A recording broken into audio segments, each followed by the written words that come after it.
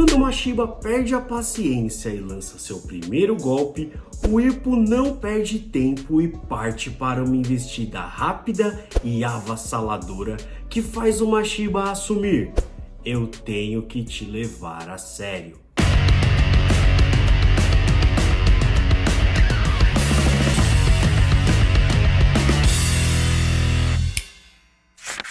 Fala galera, vocês estão bonzinhos? Vinícius Silva aqui de volta com mais um vídeo de review de Hajime no Ippo pra vocês. E conforme prometido, vai aqui o meu salve do fundo do meu coração pra galera lá da nossa comunidade do Telegram. Mano, o pessoal é muito gente boa, eles colocam várias teorias lá o tempo inteiro, conversa, manda spoiler, discute sobre a obra. Então galera, um salve pra vocês, de verdade, um abraço aí e um beijo na bunda. E se você também quiser fazer parte dessa comunidade, eu vou deixar no primeiro comentário fixado o link pra você entrar lá e conversar com a gente, discutir spoiler, pegar os capítulos tudo em primeira mão.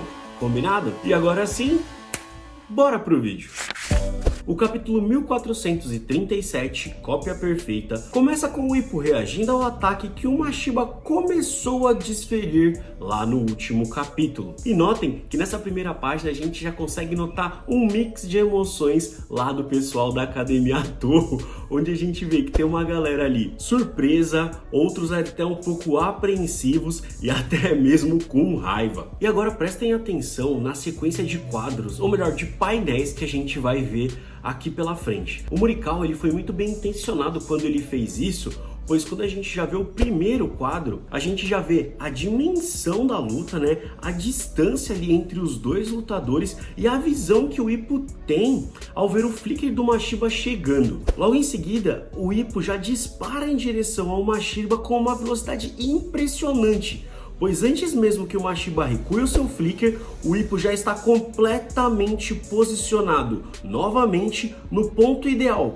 como ele havia treinado. E ele já começa a disparar novamente uma sequência de golpes, mas diferente da primeira vez, o seu primeiro golpe ele já mira a cabeça do Mashiba. E ao invés de manter aquela mesma sequência de dois golpes e recua, o Ippo ele faz diferente, pois logo na sequência do seu primeiro golpe ele já lança um uppercut com a sua direita, seguida de um cruzado descendente com a sua esquerda. E o Ippo ele não para por aí, ele começa a desferir 1, 2, 3, 4 golpes e ele não para e ele continua pressionando o Mashiba. E por sua vez o Mashiba acaba cedendo a essa pressão e pouco a pouco ele vai recuando até que as suas costas batem nas cordas. E não para por aí, porque a pressão continua e a gente vê que o Mashiba ele continua ali com uma defesa bem sólida, né? Aparando todos os seus golpes e não deixando que nenhum ultrapasse ali a sua defesa e acerte algum ponto vital ou o seu corpo. Nisso então nós vemos os comentários ali da galera que está assistindo a essa luta. E a gente nota que muitos deles estão realmente impressionados, boquiabertos,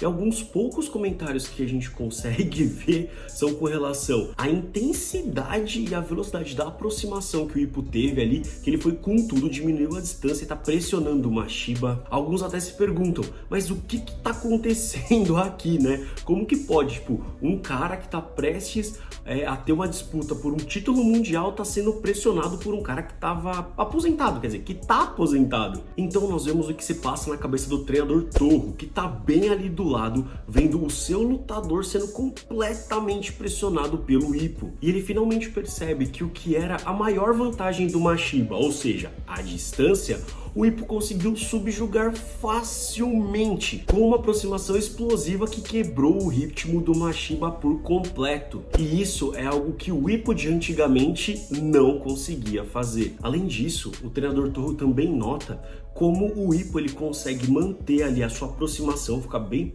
próximo mesmo do Mashiba, ao mesmo tempo em que ele se mantém, né, fora do alcance da direita dele. O posicionamento que o Ippo teve ali com o Mashiba tá perfeito, sabe? Porque ele consegue desferir diversos golpes com a sua esquerda, enquanto o Mashiba não consegue lidar muito bem com toda aquela situação. E para o treinador Torro, para ele, parece que o Ippo ele é naturalmente um lutador canhoto.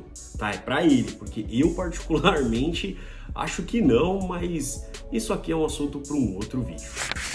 Enquanto o Mashiba continua ali sendo pressionado nas cordas, ele percebe uma pequena brecha e lança, ou melhor, ele começa a lançar um poderoso uppercut, onde ele até mesmo diz que ele vai arrancar a cabeça do Ippo com esse golpe. Mas antes mesmo que ele possa terminar ali, né, o seu golpe, o treinador Toho percebe o que estava acontecendo e rapidamente avisa o Mashiba, que interrompe o avanço do seu golpe e se esquiva. E eu notei duas coisas muito legais nesse momento. Se liga só, pessoal. Primeiro, é que nesse golpe, o Ippo ele aproveita e utiliza o giro total do seu corpo, né, avançando a sua perna esquerda para aumentar a potência ali do seu golpe, né, do seu cruzado de esquerda. Isso quer dizer que o Ippo, ele aproveitou o ponto cego que o uppercut do Mashiba faria, né, ali quando ele lançasse e carregou, cara, a sua esquerda com uma força tremenda, sabe? Pra lançar um golpe que, tipo, ia levar o cara a nocaute. Pelo menos é isso que eu achei, tá? Porque, mano, o Ippo tá muito forte, então provavelmente isso aconteceria. Ainda mais em ver a posição que o Ippo tava, cara. Ele tava com o braço completamente aberto e o Mashiba, que tava bem de frente pro Ippo, não notou isso. E segundo, é como o próprio Mashiba disse, o Ippo, ele tava totalmente focado nesse momento. Esse era o ponto em que o Ippo queria chegar para mostrar para o Mashiba, sabe, a real intenção do Rosário, como ele já havia descoberto lá no capítulo 1432, que essa é uma estratégia que o Rosário utiliza com uma certa frequência e era exatamente essa experiência que o Ippo gostaria que o Mashiba tivesse antes da luta, porque ele sabendo que isso pode acontecer, ele já vai ficar mais condicionado, então ele vai facilmente conseguir reagir a essa situação que o Rosário pode ou não colocar ele. Eu acho que vai, então o Ippo já ajudou muito o Mashiba nesse momento. Enquanto o Itagaki fica ali no seu cantinho comemorando, nós vemos que o treinador Toho interrompe a luta e inicialmente ele pede desculpas por duvidar das capacidades do Ippo, mas agora ele consegue ver claramente que o Ippo consegue emular, ou melhor, ser uma cópia perfeita do Rosário. E ele até diz que se ele soubesse que o Ippo era capaz de fazer isso, ele teria o chamado muito tempo antes. Nisso então o Mashiba já diz que odeia admitir, mas ele vai ter que levar o Ippo a sério.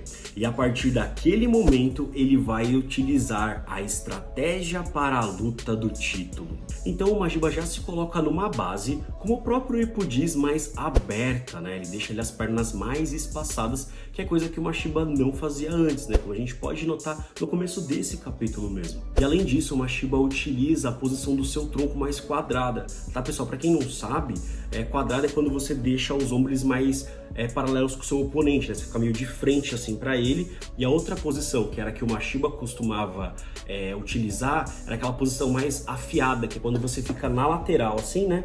E você consegue utilizar golpes mais à distância, né? Porque seu braço vai mais longe do que quando você tá mais de frente. Ou seja, o Mashiba, galera, ele tá literalmente se preparando para lutar de perto. E é como o Ippo até mesmo falou para Komi lá no 1428, quando ele fala que a chave para ganhar essa luta vai ser a distância.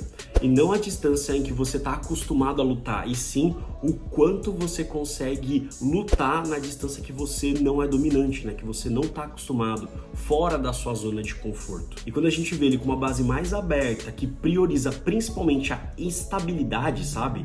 Normalmente a base aberta é estabilidade, a mais recuada é velocidade, para você se esquivar lateralmente.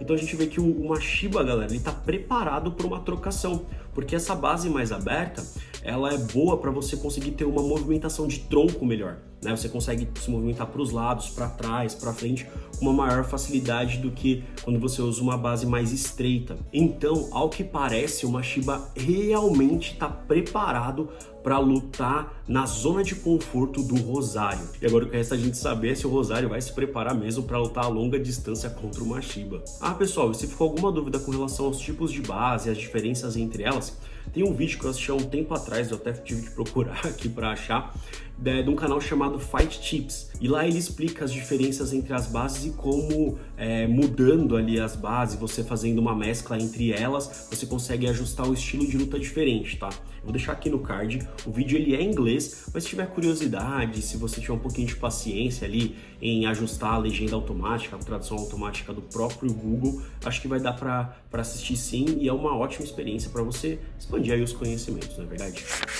E agora, com a sua base já modificada, o Mashiba pega e pergunta: e aí, você vem ou o quê? Se você não vier, então eu acho que eu vou até você. Então nós vemos que o Mashiba lança o Flicker, alguém faz um avanço e todos os espectadores se surpreendem. E agora tem mais dois pontos que a gente pode observar, tá, pessoal? O primeiro, eu acho que quem avançou foi o Mashiba, principalmente pela frase que ele falou, pela posição, né, que ele está disposto a lutar de perto. Então eu acho que ele que fez esse primeiro avanço e por conta disso que a galera ali da Academia Torro se surpreendeu, pois até aquele momento o Mashiba ele meio que estava lutando na defensiva, né? Ele ficava parado quando o adversário chegava até ele, que ele reagia, e agora parece que ele que está desferindo o primeiro avanço, ele que está querendo ir para cima do seu adversário. E segundo, eu acho que esse sparring acabou nesse capítulo. Sim, pessoal, até mesmo lá na nossa comunidade do Telegram, o pessoal até comentou que esse sparring já estava ficando muito longo, né? Que já estava 3 capítulos, e normalmente os sparrings duram no máximo 3, tirando o segundo sparring lá do início contra o Miyata, tá? Que ele foi o único que durou 4 capítulos. E uma outra coisa que me fez ter essa impressão é porque o Ippo, ele já conseguiu mostrar pro Mashiba o que ele queria, sabe? Que ele tinha planejado, né, uma possível deficiência ali na defesa ou no ataque do Mashiba, então ele já chegou naquele ponto e a gente percebe que o Mashiba já se preparou para contra-atacar o Rosário.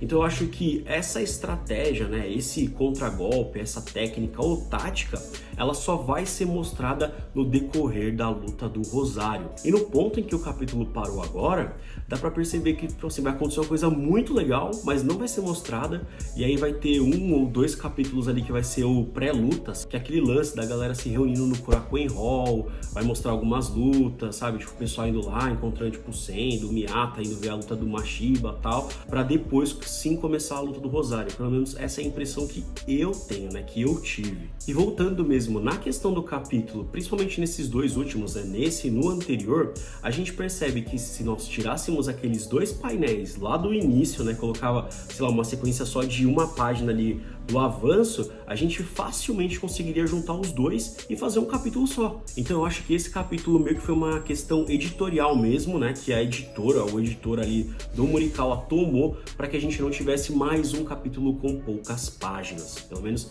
essa é a impressão também que eu tive. E o que vocês acharam?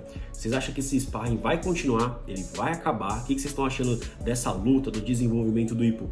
Deixa aí nos comentários porque eu quero saber a opinião de vocês, tá, pessoal? E se vocês gostaram do vídeo, deixa o seu like, marca aí no gostei porque isso ajuda bastante o canal aqui a crescer, e se quiser ajudar ainda mais, compartilhe esse vídeo com seus amigos pra gente bater a meta aí dos 10k. Eu sou Vinícius Silva, fico por aqui, abraço!